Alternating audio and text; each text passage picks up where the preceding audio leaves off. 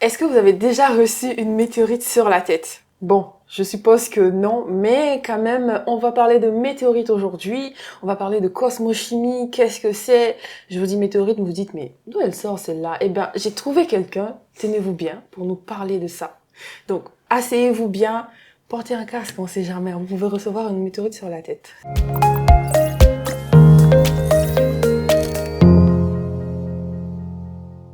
Bonjour à tous et bienvenue sur le plateau de Recap Talent. On se retrouve aujourd'hui pour parler d'un sujet, vraiment même moi je sais pas où je suis allée le chercher, qui va vous intéresser sûrement. On va parler de météorites, on va parler de l'espace, de ce genre de choses. Donc on reçoit aujourd'hui Karine qui va nous dire ce qu'elle fait. Elle a fait une thèse sur la cosmochimie. Eh ben, on va la découvrir ensemble. Bonjour Karine. Bonjour. Comment ça va? Ça va, merci de m'accueillir aujourd'hui. Avec plaisir. Je suis quand même impressionnée parce que quelqu'un qui étudie les météorites, franchement, j'ai jamais pensé en fait qu'un jour j'allais interviewer quelqu'un comme ça sur le plateau. Ça fait plaisir. Je vais t'expliquer ce qui va se passer. C'est qu'on a 4 rubriques. La première, c'est qui tu es, ton nom, ton prénom. La deuxième, c'est ton parcours. Après, on va parler de ton métier, ce que tu fais au quotidien. C'est quoi? J'étudie les météorites, qu'est-ce que ça veut dire? Et la dernière, c'est une surprise. Ok. Voilà, une surprise que tu vas découvrir. Donc, la première question, c'est Karine, pourrais-tu te présenter, s'il te plaît?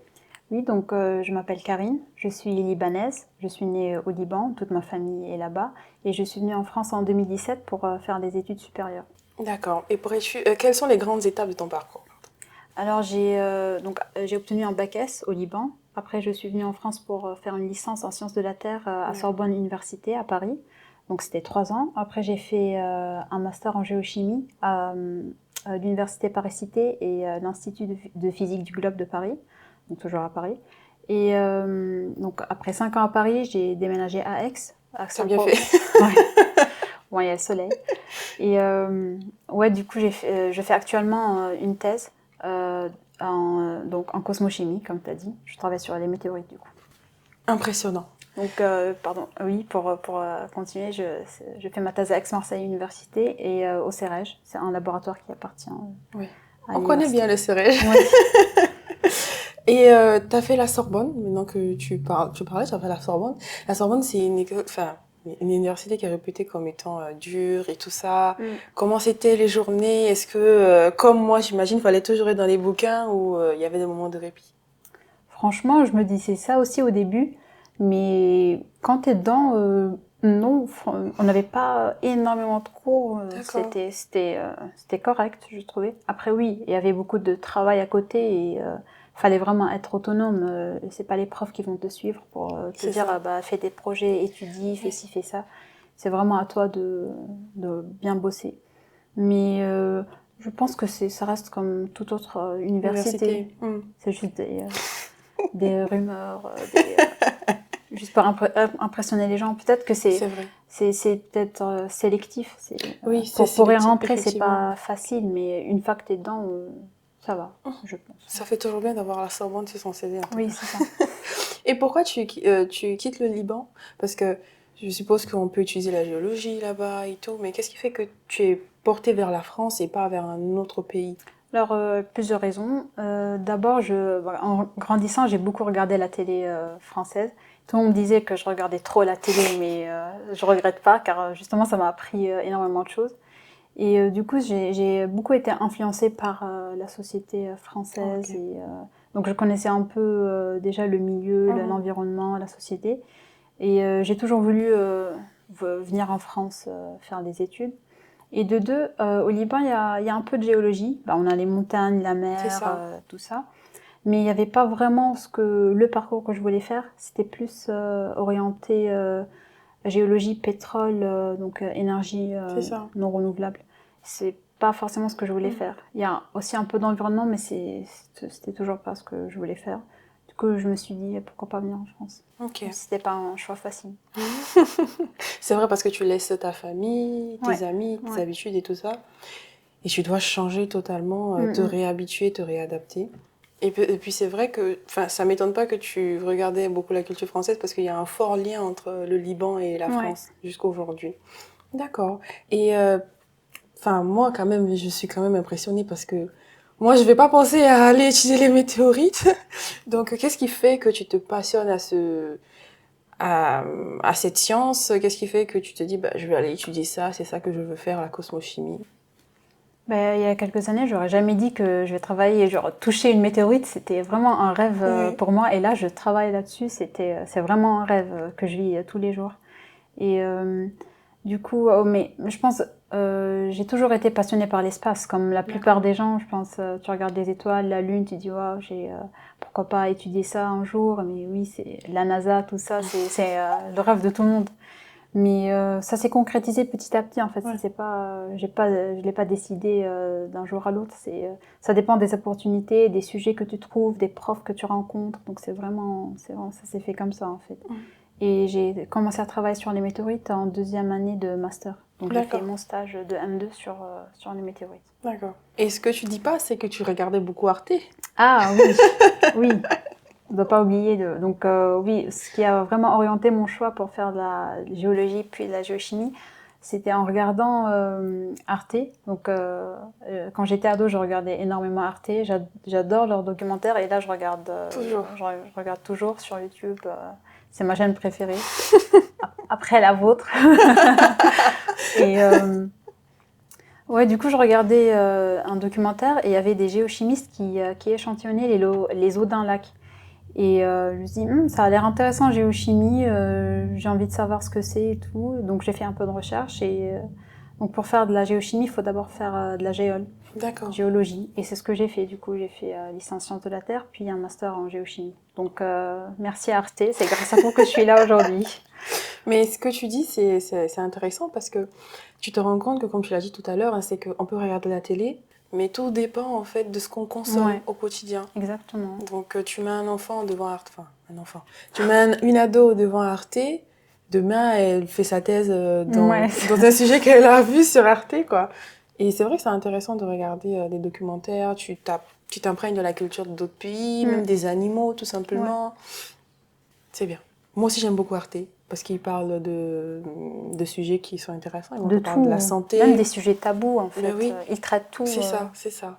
Bon. Ouais, non, vous avez une grande fan d'Arte. Et on va parler de ton métier, concrètement. Sur quoi... Quel est le sujet concret de ta thèse? Enfin, de quoi il s'agit? Donc, le titre exact de ma thèse, c'est... le flux de météorites sur Terre au cours des 2 derniers millions d'années. Donc, on essaie de... C'est le titre le plus court que j'ai jamais entendu. Oui, quand les gens me disent leur sujet de thèse, c'est au moins 2 phrases, 100 mots, c'est... Non, bon, ça va, ça reste court. Ok. Donc, on essaie de quantifier le flux qui est tombé sur Terre au cours des 2 derniers millions d'années, et donc en composition et en intensité. On essaie de comprendre s'il y a eu des variations. J'arrive toujours pas à me rendre à l'évidence que des gens étudient ça, mais pourtant, c'est vrai, en fait. Et donc, au cours des 2 derniers millions d'années, c'est ça?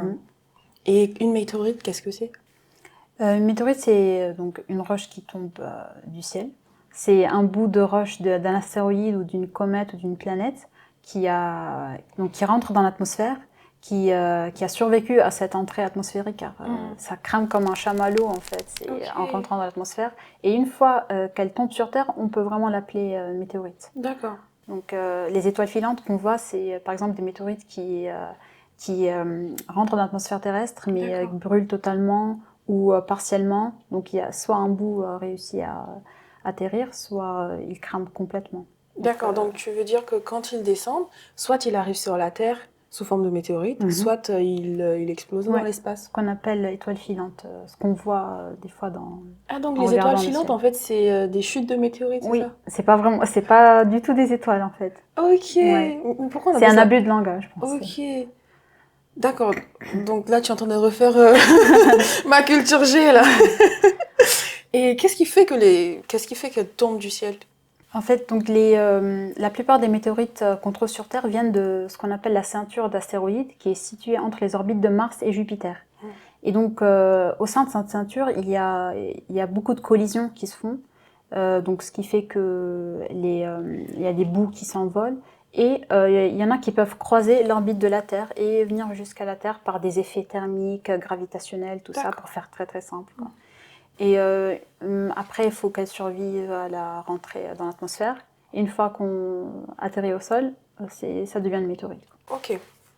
Et on parle d'astres qui tombent du ciel, de roches qui tombent du ciel, mais est-ce que tu penses que quelqu'un s'est déjà pris une météorite sur la tête? Parce que... Alors, c'est très très rare. J'ai fait des recherches et en fait, il y a qu'un seul cas qui a été vraiment documenté. Et c'est une femme en Alabama, aux US.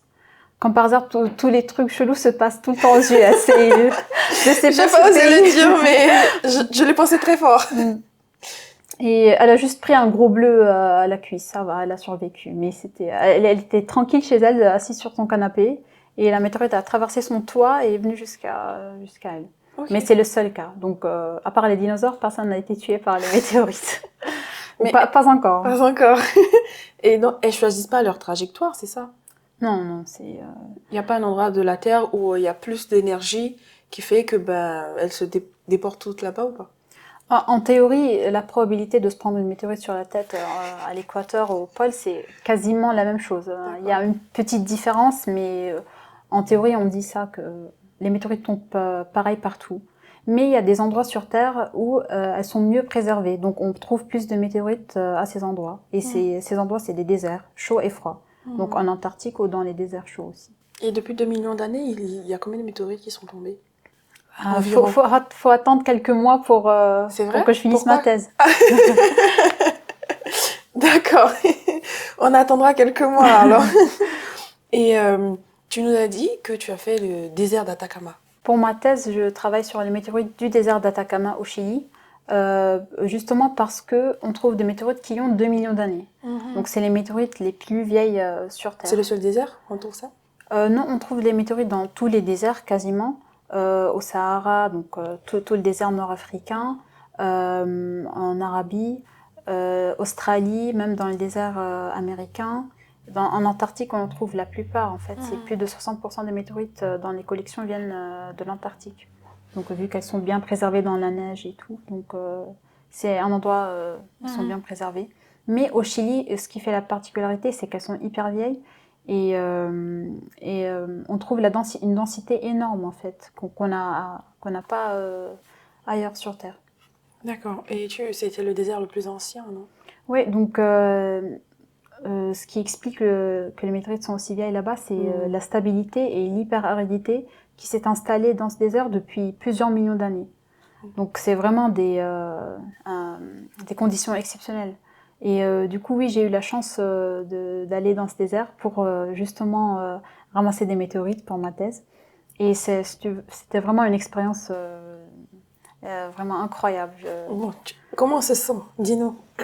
Alors, de voir son rêve se réaliser, parce que depuis petit, tu t'es dit, j'aimerais trop et tout, et puis un matin, t'as une météorite devant toi. Ouais, du coup, ça faisait genre 1 an et demi que je travaillais sur les météorites, donc après mon stage de M2 et ma première année de thèse. Du coup, voir les météorites au labo, c'est pas la même chose que les voir dans le désert devant toi. Et donc, je l'ai classé, j'ai touché à plein de météorites, mais vraiment, quand tu dis, ah, j'ai trouvé ma première météorite, c'était vraiment un plaisir.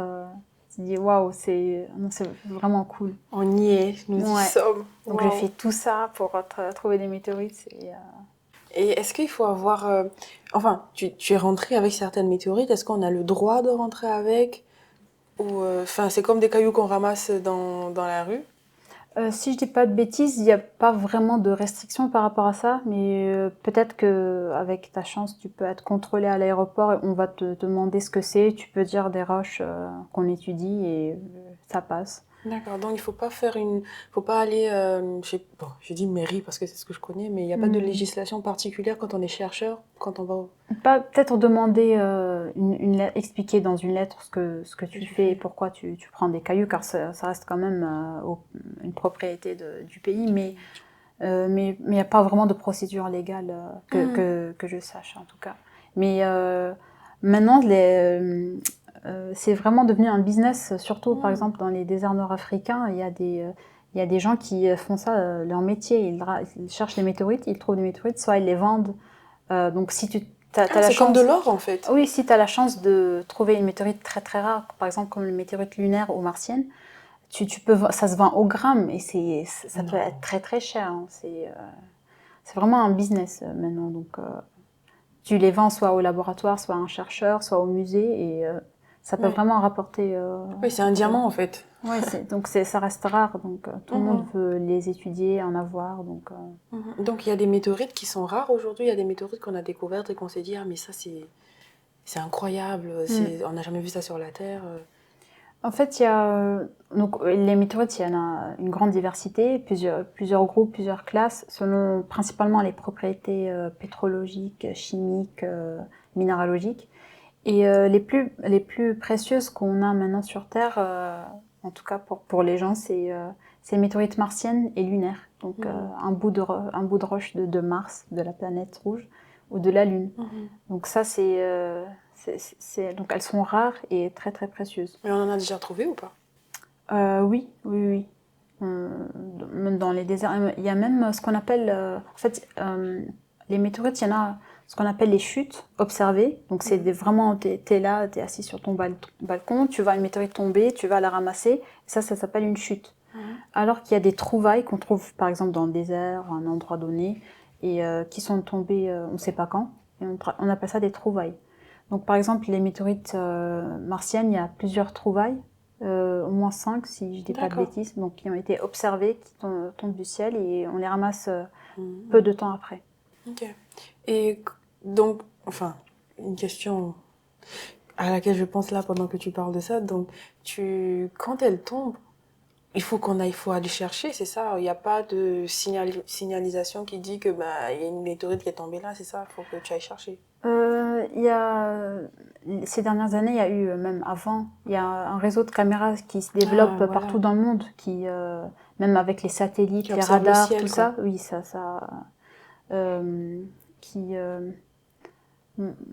j'ai le mot en anglais mais pas en français. Monitor. Okay. Le ciel pour voir un peu qui surveille le ciel. Ouais, c'est ça. Et par exemple, l'année dernière, il y a 2 ans, il y a une météorite qui est tombée en Normandie et c'est grâce à ce réseau qu'on a pu savoir. Et il y a une équipe de chercheurs ou juste d'amateurs qui sont allés sur place pour chercher les météorites. D'accord, donc il y a des radars dans le ciel. Oui, d'accord, ça marche. Et toi qui as fait le désert, quelles sont les dispositions particulières qu'il faut prendre pour aller dans le désert? Est-ce que je vais pas aller en manche courte comme ça? Enfin, est-ce que je dois avoir une tenue particulière? Même psychologiquement aussi, est-ce que je dois me préparer psychologiquement à aller dans le désert? Alors, oui, non. Ce qui est bien avec le désert d'Atacama, c'est que c'est tellement sec et aride qu'il y a pas d'insectes. Ça, c'était vraiment super. Genre, il n'y a pas d'araignées, pas de bestioles, pas de serpents. On n'a vraiment rien vu. Donc là, quand tu vas sur place, tu comprends pourquoi les météorites restent 2 millions d'années au sol, en fait. Donc ça t'aide un peu. T'as pas cette angoisse de est-ce que je vais trouver une bestiole dans mon sac de couchage ou dans ma tente.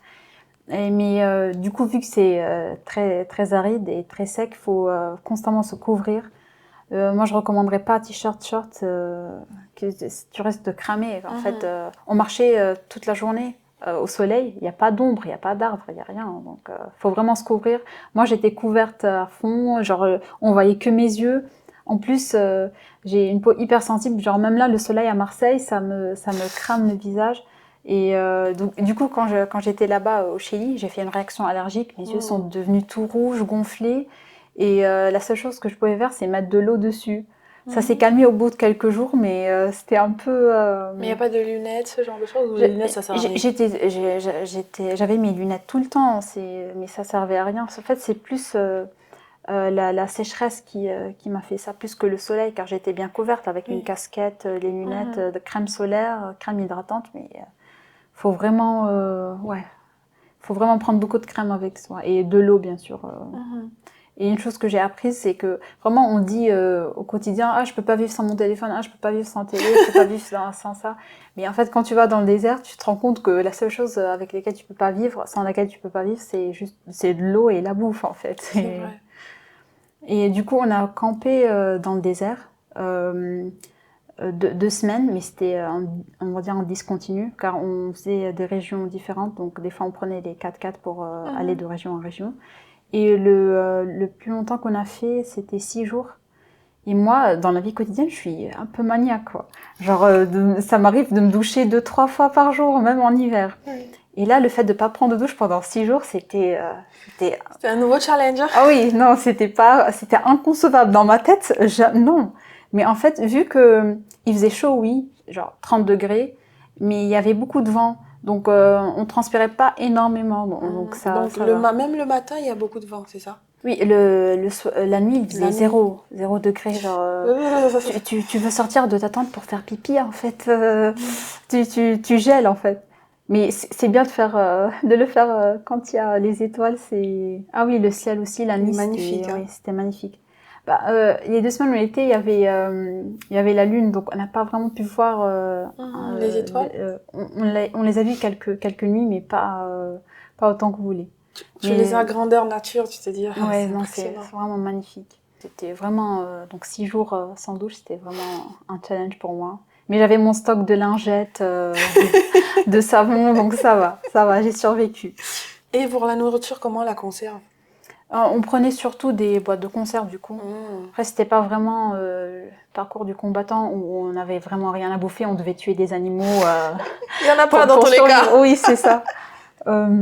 On a traversé quelques villes, donc on s'arrêtait pour prendre de l'eau surtout et quelques courses, mais on prenait surtout des boîtes de conserve, pâtes, riz, tout ça. Donc on cuisinait au feu de bois. Feu de bois.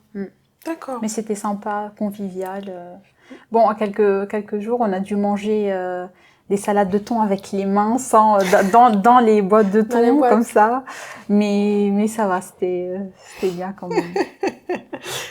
En fait, je dirais pas c'est un truc à faire parce que tout le monde n'a pas la possibilité d'aller dans le désert. Ça peut être dangereux des fois, mais... C'est vrai parce que... On était avec des experts qui ont de l'expérience. Qui connaissent la qui sont déjà allés plusieurs fois. D'accord.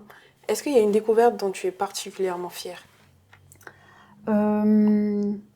C'est pas trop une découverte, mais c'est plus, par exemple... en fait, classer une météorite, c'est comme ouvrir un Kinder Surprise pour moi. Okay. Car on a un caillou, on doit le couper pour voir ce qu'il y a dedans. Comment on le coupe? Il y a des scies au laboratoire. On peut pas le couper. Il y a du métal dedans, donc c'est dur à couper. Et du coup, on sait pas. Ça peut être des fois tu tombes juste sur une roche terrestre. En fait, tu t'es trompé. C'est pas une météorite. C'est pas décevant ça? Un peu, oui. Mais là, ça va. Ça n'arrive pas trop souvent non plus. Mais par exemple, des fois, tu tombes sur une météorite hyper rare que tu n'as jamais vue. Et là, j'ai eu la chance d'en classer quelques-unes qui sont plus rares que d'autres. Donc, c'est pas vraiment une découverte, mais ça reste quelque chose d'intéressant.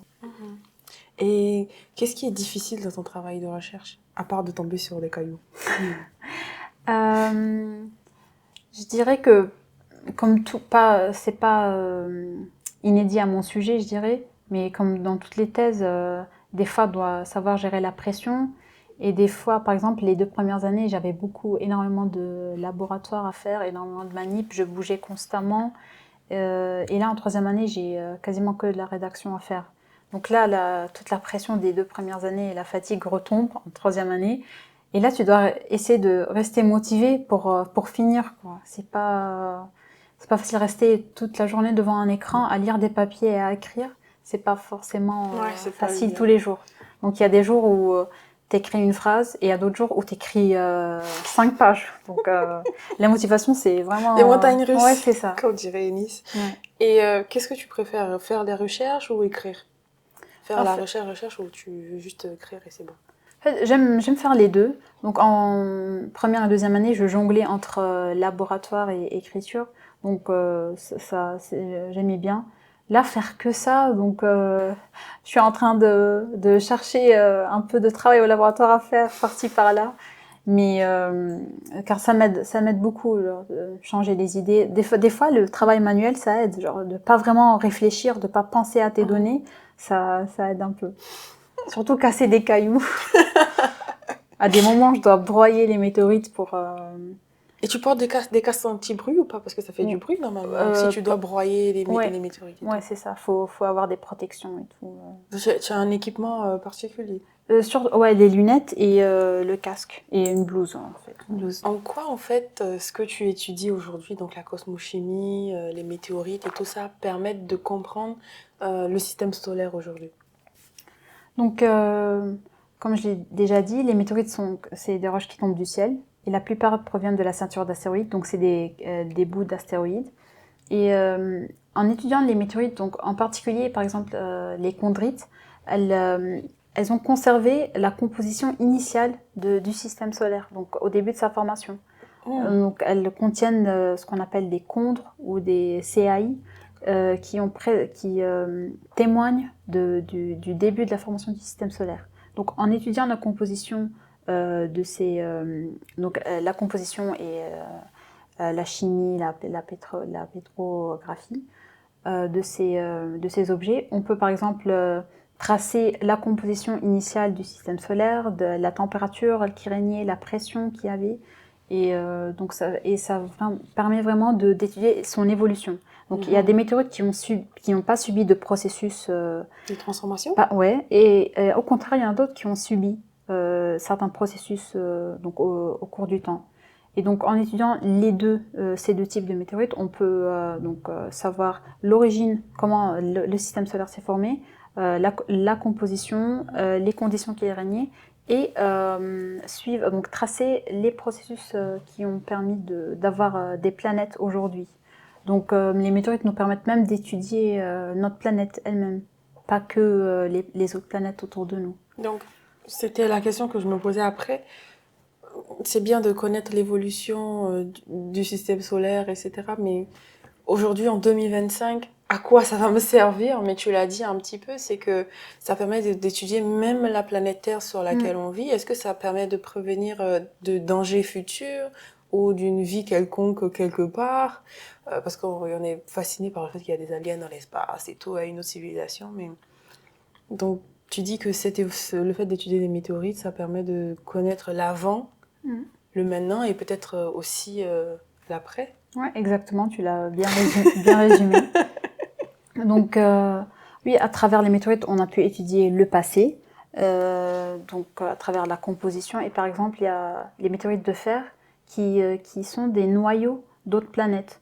Et donc, ça nous a permis d'étudier la composition de notre noyau, car on n'a pas vraiment accès au noyau terrestre. Il faut creuser, et encore, on peut creuser des années et on n'arrivera pas, en fait. Et donc, ça nous permet d'étudier notre planète.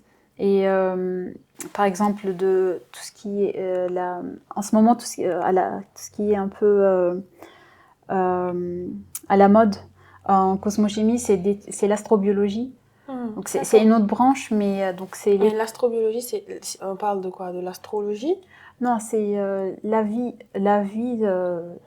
extraterrestre. D'accord, astrobiologie. Ouais. Donc il y a beaucoup de retours d'échantillons. Donc c'est plus des météorites maintenant, mais c'est vraiment des missions spatiales où on va échantillonner un bout de roche ou un bout de planète, un bout d'astéroïde et retourner sur Terre. C'est pas facile. La plupart des missions elles échouent, mais et pour au final elles ramènent quelques grammes d'échantillons qu'on étudie. Et ce qui est vraiment à la mode en ce moment, c'est d'essayer de trouver s'il y a de la matière organique dans ces échantillons pour voir s'il y a de la vie ailleurs, s'il y a de l'eau sur d'autres planètes. C'est un sujet qui est fascinant. Oui. Est-ce qu'il y a de la vie dans l'espace? Qu'est-ce que tu en penses, toi?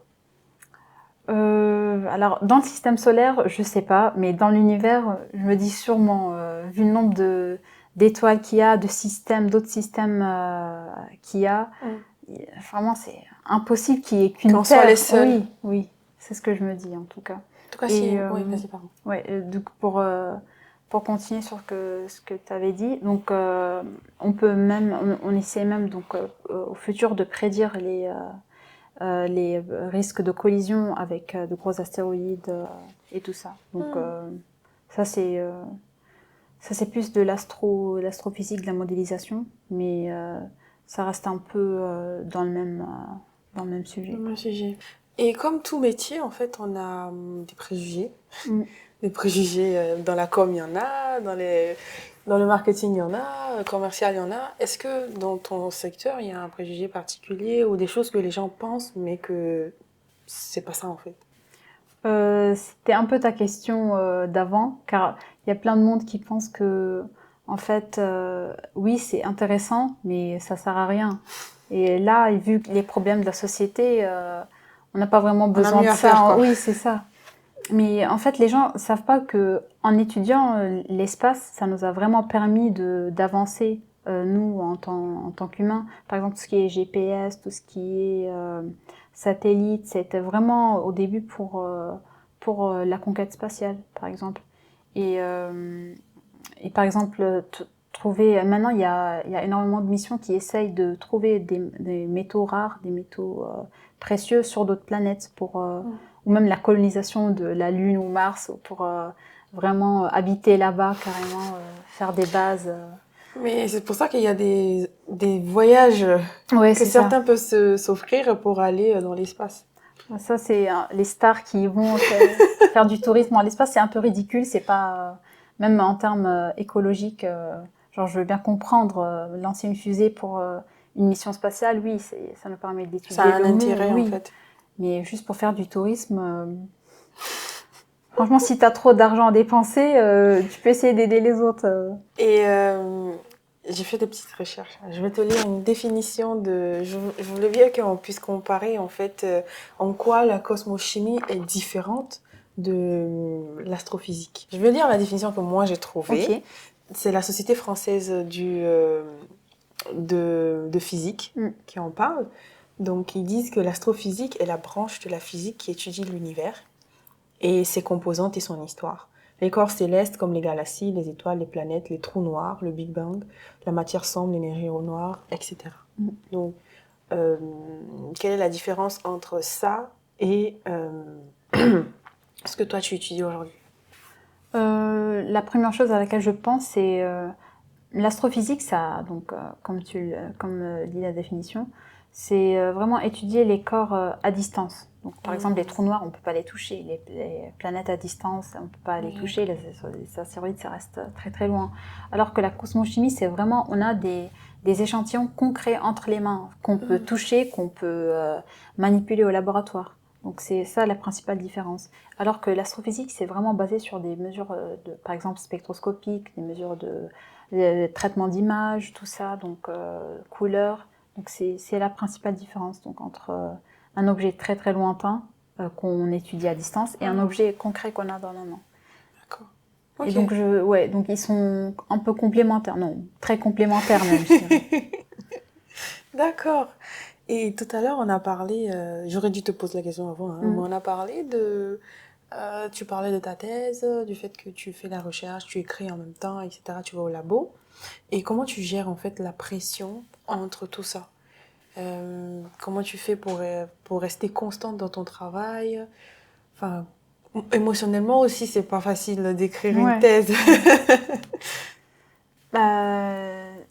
Il y a vraiment des jours où on se dit, bah, c'est bon, j'en ai marre, Oui. j'en peux plus. Pourquoi je fais ça? J'ai pas envie de sortir du lit aujourd'hui. À quoi ça sert dans tous les cas? Ouais, c'est ça. Donc là, et c'est dur, c'est vraiment dur. Il y a des moments où vraiment t'as plus de motivation, t'as plus d'énergie. Mais après, tu te dis, mais quand même, tu travailles sur les météorites, c'est déjà une bonne raison de se lever le matin. Et bah, tu dis, bah, c'est dommage, t'as déjà tout fait. Et quasiment, quoi. Et ce qui est bien, c'est que, par exemple, au sein de mon laboratoire, on a une bonne ambiance entre les doctorants, donc on est tous un peu dans la même situation, donc on s'aide tous les jours, et le fait de voir des gens avec qui on s'entend bien tous les jours, ça aide un peu de parler de notre problème, de se soutenir au quotidien, donc c'est vraiment une bonne chose. Et la pression, c'est surtout par rapport à la publication. On a cette pression il faut publier absolument, au moins un article. Et plus tu publies, mieux c'est pour ton CV. Il faut faire des congrès. Donc c'est pas vraiment facile quand t'es pas vraiment à l'aise à l'oral. C'est surtout en anglais des fois. Et bah on essaie de gérer comme on peut, mais c'est pas facile au quotidien. Donc il y a vraiment des jours où on doit l'accepter. Vraiment. Aujourd'hui, j'ai rien fait, mais bon, c'est comme ça. C'est pas grave. Demain, j'essaierai de faire mieux. Et ça, c'est une grosse pression en fait chez les gens qui font une thèse, c'est que ils se disent bah, si aujourd'hui j'ai rien fait, ça veut dire que je suis trop nulle ou que Ouais. ça va pas sortir ou que je mérite pas d'être là. Il y a un syndrome de l'imposteur. Oui, En c'est parlant ça. de syndrome de l'imposteur, Exactement. est-ce que tu l'as vécu?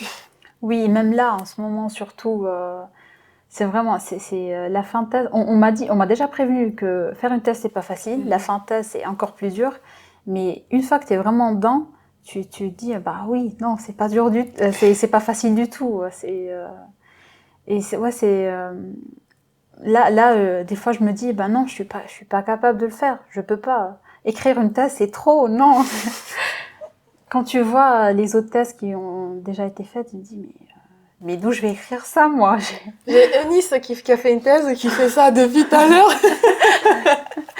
Ouais, non, je pense que tout ce que je dis, quasiment tous les doctorants peuvent Mais vraiment se voir tous dedans. ceux que j'ai eus jusque-là, il y a toi, Eunice, Paul et Bonaventure, Hugo. Bon, j'ai envie de dire tout le monde en fait. Ouais, ouais.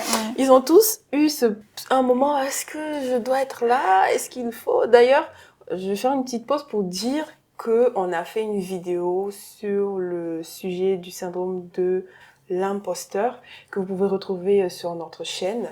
Donc n'hésitez pas à aller la regarder. On a parlé avec Eunice. Elle a parlé de son syndrome à elle, comment ça se passait. Moi aussi, j'ai parlé de ça. Donc, allez voir la vidéo. Juste Eureka, le syndrome. Tu es un imposteur, voilà, c'est ça le titre. Donc, oui, c'est quelque chose que. Ouais. C'est unanime. C'est que si t'es en thèse, c'est comme si c'est un facteur. C'est inévitable, en fait.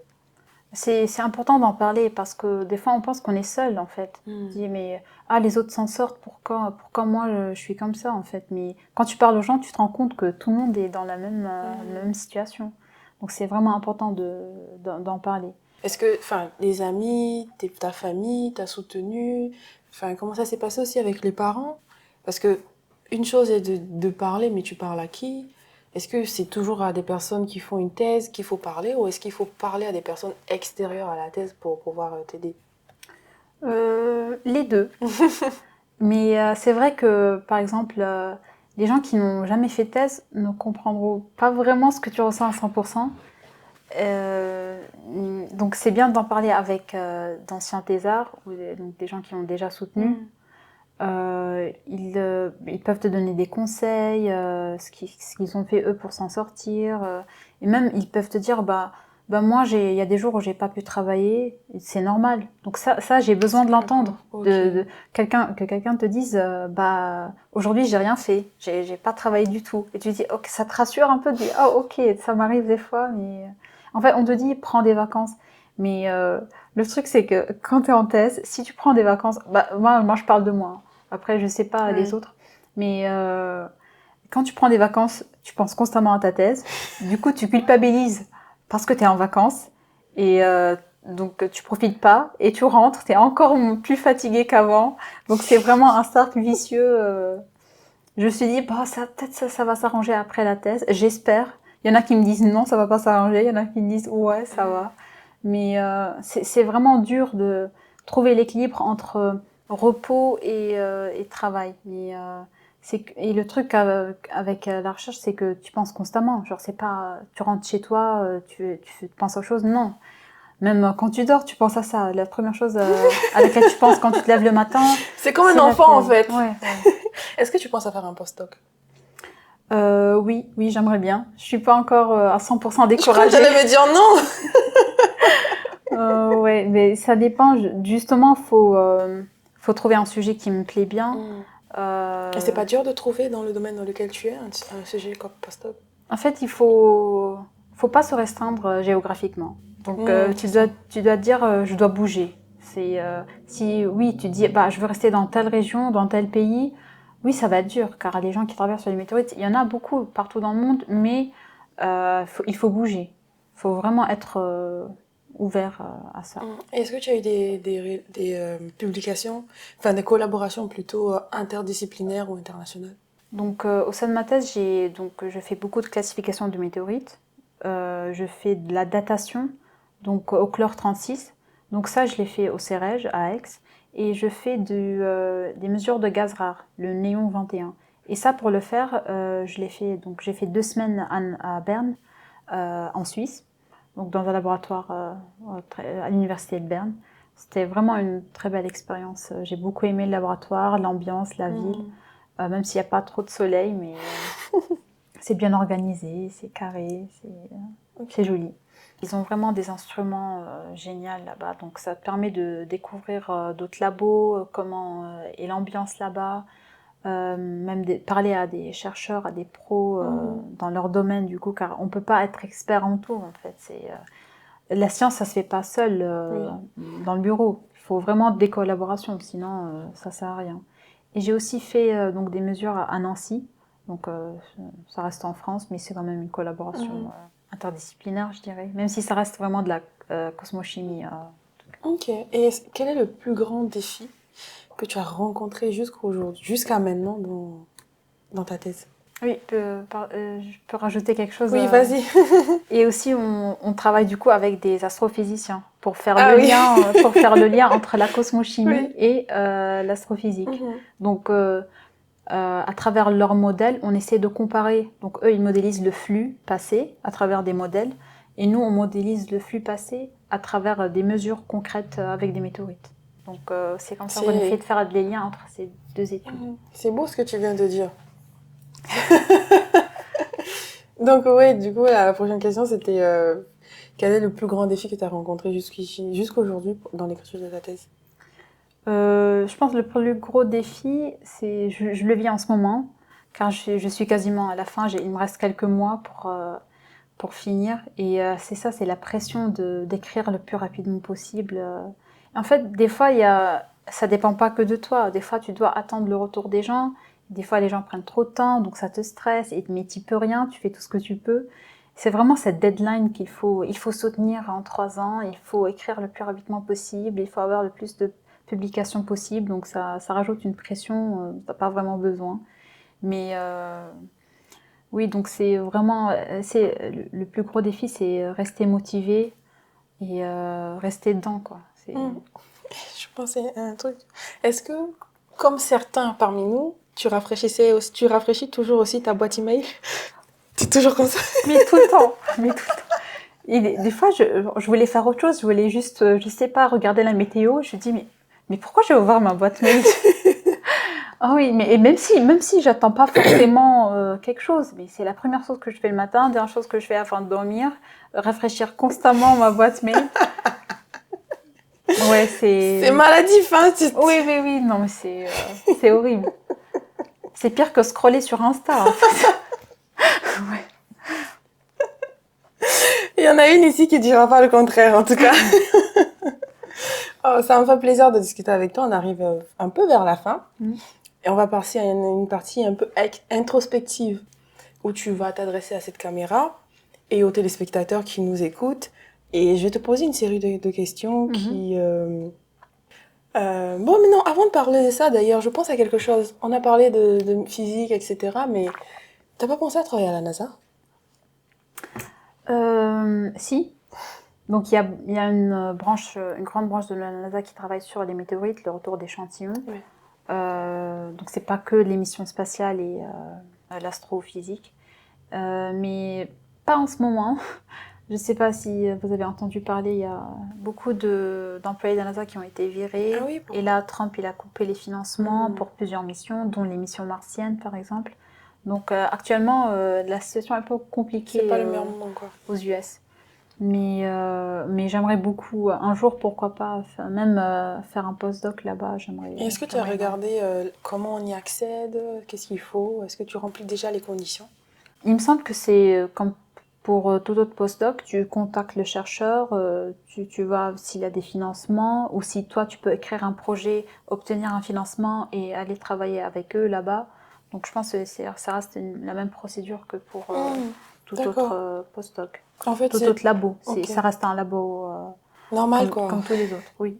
C'est juste que peut-être comme c'est les États-Unis, on se dit que ouais, c'est un truc... Le nom, la NASA, ça fait rêver. Donc on retourne à notre partie introspective. tu vas toujours regarder cette caméra. Qu'est-ce que tu pourrais dire à quelqu'un qui veut étudier dans le même domaine que toi? En cosmochimie en particulier. Oui. Et je dois regarder la caméra. Oui. Ok.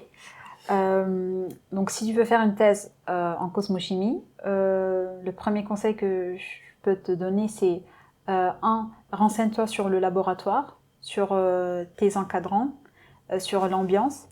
Deux, trouve un sujet qui te plaît vraiment. Donc, regarde vraiment ce que tu vas faire, les manips que tu auras à faire, les déplacements. Et trois, persévère et vraiment essaie de rester motivé. Et regarde Arte, peut-être que tu vas trouver ton prochain sujet. Ah oui, toujours, regardez Arte. Et toujours la même caméra, qu'est-ce que tu aurais aimé savoir avant de te lancer dans le monde du travail? Les impôts, pourquoi et comment. Et tout ce qui est paperasse aussi, administratif, je pense qu'on est tous dans la même situation par rapport à ça. Et j'étais pas prête. J'étais vraiment pas prête au monde du travail, je sais pas, mais au lycée et à l'université, on ne prépare pas forcément au domaine du travail. Donc, je sais pas si peut-être ça serait utile de rajouter des cours, des formations sur ça. C'est vrai qu'on ne nous parle pas vraiment concrètement des impôts. Ouais. Quand tu vas travailler, ben, il y a une partie de ton salaire pardon, qui ira aux impôts. Et même moi, je me souviens à l'époque, quand j'étudiais encore, j'avais interpellé notre directrice pour dire ben, j'aimerais bien qu'on nous fasse un cours sur la négociation de notre salaire. Ouais. Combien on doit toucher? Est-ce que si je demande tel salaire, c'est trop pour un débutant? Ouais. Est-ce que c'est peu? C'est vrai que ça dépend de la ville où tu te situes, de la région du pays, mais juste apprends-moi à négocier un salaire, quoi, parce que tout le monde ne sait pas le faire. Tout le monde ne sait pas se vendre à sa juste valeur. Donc ça c'est quelque chose que j'aurais aimé savoir avant d'entrer dans le monde du travail, en plus des impôts. Ouais, juste comprendre, par exemple, pourquoi il y a des impôts, ce qu'on doit faire. Car des fois, tu reçois des menaces. Si tu payes pas des impôts, tu auras une amende. Ok, mais je savais pas, en fait. C'est pas que je veux pas, mais je savais pas. Et oui, par rapport au salaire, des fois, t'es surprise de savoir, par exemple, que telle personne est payée plus que toi, beaucoup plus que toi, alors qu'on fait quasiment la même chose. Donc oui, c'est vraiment important d'en parler. Et je pense qu'on est vraiment jeté comme ça. À la vindicte populaire. Oui, c'est ça. Sans vraiment connaître ce que c'est le monde du travail. C'est ça. Que ce soit dans la recherche ou dans tout autre domaine. C'est quand même paradoxal parce que on nous dit aller à l'école. Tu vas à l'école parce que tu dois travailler. Tu m'apprends des choses, les b.a.-ba, etc., etc. Mais au moment où je dois appliquer toutes ces choses-là de manière concrète, tu m'as pas préparé au monde du travail en question, quoi. Ouais. Donc, C'est ça. C'est vrai. Maintenant qu'on en parle, on est d'accord, il y a plein de trucs dans le système qui sont vraiment débiles et qu'il faut soit enlever, soit changer complètement. Donc, oui, c'est vrai qu'ils sont plus d'actualité. On n'en a plus besoin, mais on nous rabâche avec ça à longueur de journée, alors qu'il y a plus important. Alors c'est bien d'avoir une diversité de matières à apprendre, mais vraiment, il faut plus parler de la vie concrète au quotidien, la société, tout ça, comment ça marche. Je pense à quelque chose, c'est comme le code de la route. Ouais. Parce qu'en fait, dans le code, on t'apprend des choses que dans la pratique, bon, tu fais pas quoi. Qui vont jamais arriver, je sais pas. Je te donne un exemple tout bête. On dit que quand tu passes dans un tunnel, il faut que tu mettes la radio pour savoir ce qui se passe sur la route. Mais tu crois vraiment qu'à chaque tunnel, je vais mettre la radio? Enfin, c'est ce qu'il faut faire, mais dans les faits, aujourd'hui, personne ne le fait. Non. Donc ça, je pense qu'il faudrait mettre un onglet pour dire, ok, aujourd'hui, on voit que, mais essayez quand même, je sais pas, de dire que dans la réalité... Oui, c'est pas ça du tout. C'est pas ça du tout, en fait. Genre même la transition entre lycée et fac, je sais pas pour toi, mais ça a été vraiment un choc. Et là, même après... en faisant une thèse, donc tu restes un peu donc à la fac, mais dans le monde, tu mets aussi un pied dans le monde du travail, mais ça reste aussi un petit choc. Donc pareil, j'imagine passer direct.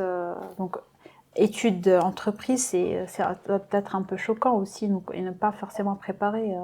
C'est pour ça que l'alternance, c'est bien. Oui, Quand tu fais une les alternance, c'est alternances, bien. les stages, c'est bien. Mais c'est vrai que le lycée et la fac... Oui, c'est brutal. Non, pour moi, c'était... Tu te prends un coup, dis, mais... J'ai wow. perdu des kilos. Je comprenais pas. Je me disais, mais je suis bête ou quoi? Parce que je comprenais presque rien de tout ce qui se disait, en fait. Mais tu questionnes tes choix, en fait, dis, mais est-ce que c'est vraiment pour moi? Après, tu changes et après, tu te sens nul parce que tu as changé. T'as des potes qui ont déjà fini leurs études alors que toi, tu sais toujours pas ce que tu veux faire. Donc, il y a beaucoup de gens qui ressentent ça, je pense. Et ben, tu sais, c'est pour ça que, en partie, cette chaîne, elle existe, hein, pour aider les personnes qui font une transition, une reconversion, qui ne savent pas vraiment. Et ici, tu vas voir passer des docteurs, tu vas passer du beau monde. Et quand tu les écoutes, tu te dis, ah ben tiens, ça peut m'aider demain. Et tu peux même partager la vidéo pour dire, ben écoute, tu passes par cette situation aujourd'hui, ou tu veux faire tel métier aujourd'hui. Ben écoute, telle personne qui en a parlé, écoute Karine qui a parlé du fait que ben il faut connaître le labo dans lequel on va, etc. Et Charlotte, donc celle qui est passée avant toi, elle a parlé du fait qu'il faut faire du mentorat. Donc, il faut accompagner des personnes qui... Bon, elle, c'est dans l'associatif, social et tout ça, mais parler de... Par exemple, il y a du mentorat par rapport à la thèse, ce genre de choses. Donc ça aussi, c'est important. Et de tout ce qu'on dit, les sources sont toujours en description. Hein. Donc, vous pourrez aller voir les définitions et tout qu'on a donné. Je le dis pour Paul. Et pour tout le monde. Donc, t'as quelque chose à dire avant que... Ah non, mais j'ai oublié une question. Oui. Ah ouais, non, mais toujours la même, du coup, la même caméra. Quelque chose que tu voudrais dire à la Karine d'il y a 10 ans. Ok. C'est jamais une question facile. Oui. Et donc, ce que je dirais à la Karine d'il y a 10 ans, c'est que, bah, déjà, bravo pour ce que tu as fait. Donc, c'est pas vraiment, on le dit pas souvent à soi-même, que des fois, il faut être fier de soi, même si on pense qu'on n'a pas vraiment accompli énormément. Mais persévère, et surtout que dans 10 ans, tu vas travailler sur des météorites. Donc, vraiment, ça en vaut la peine. Ça va pas être facile. Il y a des jours où tu en auras vraiment marre, mais reste motivé et persévère. Je vais faire une petite pub. Donc, si vous voulez passer en fait sur Eureka, sur notre plateau, si vous voulez, comme Karine, Charlotte et toutes ces personnes-là, nous parler de ce que vous faites qui est assez particulier, on a mis un formulaire en barre de description. N'hésitez pas à remplir ce formulaire-là et puis on va échanger à votre sujet et on vous contactera si besoin. Merci beaucoup. Voilà, c'était le petit instant pub. On va passer à la dernière rubrique, comme je t'ai dit, hein, c'est un jeu. Okay. Il y a un jeu qu'on essaye d'adapter à chaque personne qui passe. Si tu te souviens de tout ce qu'on s'est dit au début, tout à l'heure, quand tu es venu, tu te doutes un peu de ce qu'il y a. Ouais. Mais avant ça, je vais te donner des questions. Je vais te poser des questions. C'est oui ou non. Oui ou non, mais si tu veux argumenter, il n'y a aucun souci. Bon, celle-là, tu nous as plus ou moins dit ça. Est-ce que tu as déjà tenu une météorite entre les mains? Oui, énormément. Et est-ce qu'il est facile de distinguer une météorite d'une roche terrestre? Il y a... oui. Oui et non. En fait, il y a deux critères principaux. Donc, la densité. Donc, quand tu as une météorite entre la main, tu te rends compte, wow, c'est vraiment lourd. En général, c'est plus lourd qu'une roche terrestre. Et deux, il y a certaines météorites qui préservent la croûte de fusion. Donc, c'est la croûte qui se forme quand elle rentre dans l'atmosphère, qui brûle. Okay. Donc, ça, c'est un truc typique d'une météorite. Et c'est les critères sur lesquels on se base quand on va dans le désert chercher des météorites. On regarde par terre, à gauche, à droite, et on essaie de trouver un caillou un peu marron-noir, un peu dense. Donc, Ok. Et est-ce que toutes les météorites proviennent de la ceinture d'astéroïdes? Tu en as parlé tout à l'heure en plus. Non. Donc il y a des météorites, pour l'instant on sait qu'il y a des météorites qui viennent de Mars et de la Lune. Mais à part ça, la plupart proviennent de la ceinture d'astéroïdes. D'accord. Est-ce qu'une météorite peut contenir des traces de vie? C'est ce qu'on essaie de démontrer en ce moment, mais il n'y a pas vraiment...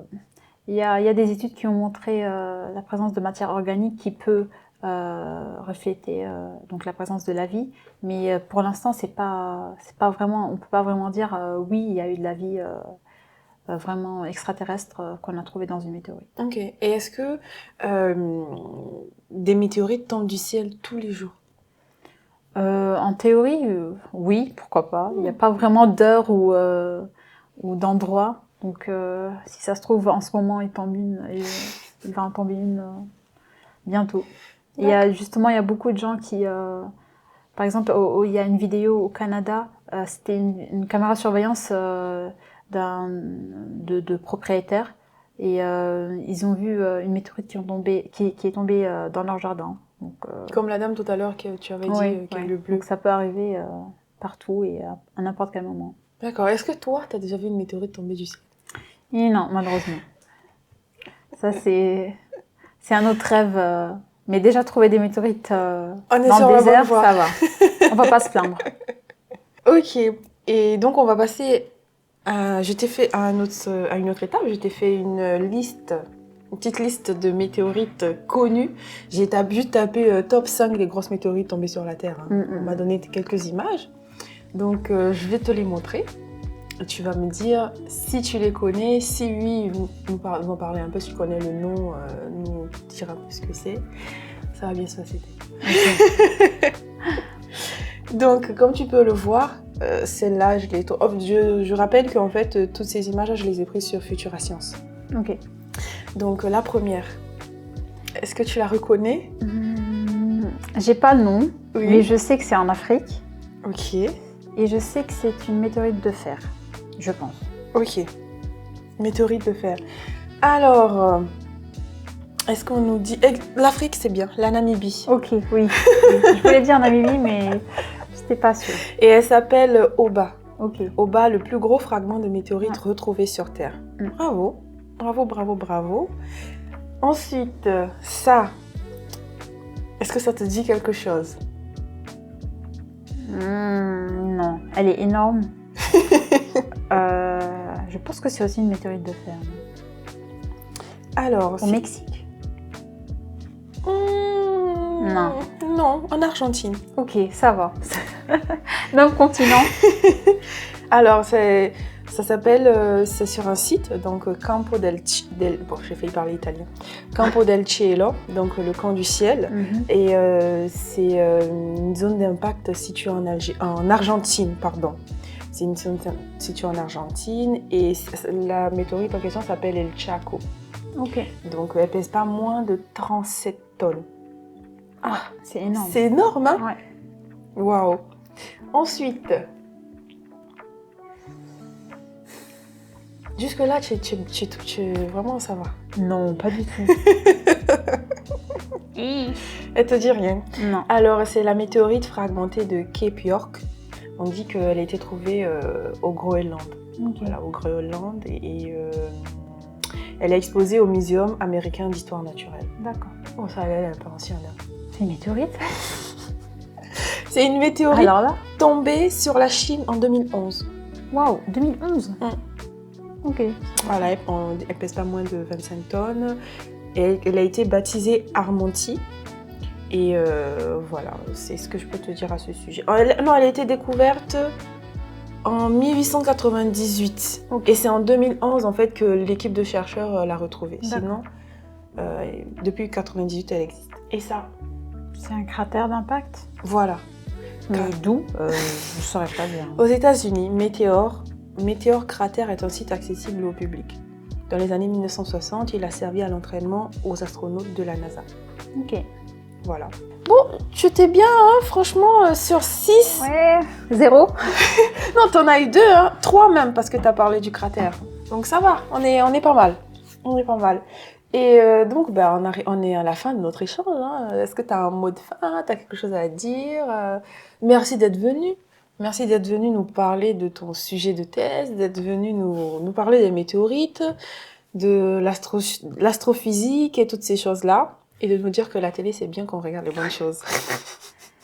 Oui, donc merci beaucoup à vous deux. Franchement, donc merci à Hugo et à Paul qui m'ont parlé de cette chaîne. Et franchement, les gens qui veulent venir, venez, elles sont super sympas. Elles vous mettent à l'aise direct. Et non, merci beaucoup. Ça me permet de prendre un peu de recul sur ce que je fais, car des fois, on se plonge tellement dedans et on oublie que c'est vraiment fascinant ce qu'on fait au quotidien. Donc, merci à vous. Ben oui, moi, j'étais comme ça au début. Merci en tout cas. Merci à vous qui avez regardé cette vidéo. Ça a été un plaisir de la tourner avec Karine, avec Eunice et de vous parler en fait des météorites, de la cosmochimie, qu'est-ce que c'est. Franchement, l'homme a toujours été fasciné par le ciel. Donc écoutez cette vidéo. Si demain vous aussi vous êtes épris par ce qui se passe dans le ciel, vous avez Karine qui est un exemple de quelqu'un qui est allé au bout de ses rêves, au bout de ses idées, qui depuis toute jeune, ça veut dire que ça se prépare depuis avant même avant même le lycée, pardon. Donc pensez à ça si vous êtes lycéen, que vous passez par là. C'est maintenant que vous devez commencer à penser à ce que vous voulez faire demain, comme ça a été le cas pour Karine. Et vous pouvez regarder la télé, hein, sauf pour regarder les bonnes choses, bien évidemment. Donc, merci d'avoir suivi cette vidéo. Je vous souhaite d'être en bonne santé. Abonnez-vous, partagez la vidéo, c'est très important. Ça nous aide aussi à travailler, à vous proposer plus et mieux. Donc, à bientôt et je vous souhaite d'être en bonne santé.